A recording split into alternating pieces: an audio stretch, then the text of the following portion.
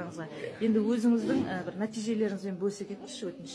Нәтижеммен өз жүректен құлап, инфаркт ұстап, обширный инфаркт. 7 январь күні больницаға түстім, городской кардиологический.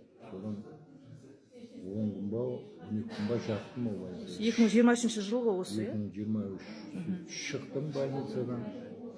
Сонда өзім досым, Зұпардың келіншегі бар, Мадина ханым. Сол кісі рекомендация берді осы Global Trend компаниясының бальзамдарын ішуге. Perfecta Lux и Vitality. Содан бастадым. Иншалла 3 күннен кейін уже результат басталды. Күш пайда болды. Орнынан тұрып қимылдауға, жүруге уже әрекет. Былай қимылдамай жатқан ем. Шама жоқ тұруға. Содан 3 күннен кейін бастап тұрдым.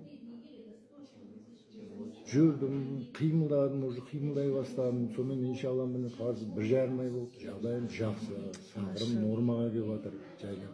Сізде сахар болды ғой еще? Сахарым болды, жүрек болды, давление. Енді конкретно кірісіп, жаңағы қаранған жоқпын әлі, енді барам. Тексерілем. Бірақ өзім состояние, жағдайым жақсы. Аллаға шүкір. Бірінші Алла, екінші бальзамдарға рахмет. Ойлап тауған адамдарға рахмет. Үлкен рахмет, алғыс айтамыз.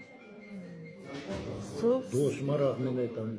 Себепші болған Мадина ханым, Зұпар, күйеу.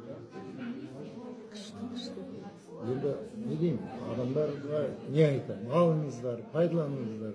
100% мен өзім уверен болдым, результат реңім де тазаланды, әжімдер де кетіп жатыр. Енді Алла жазса, дәлше ішемін деген ойдамын. Күшті, машалла, ем болсын.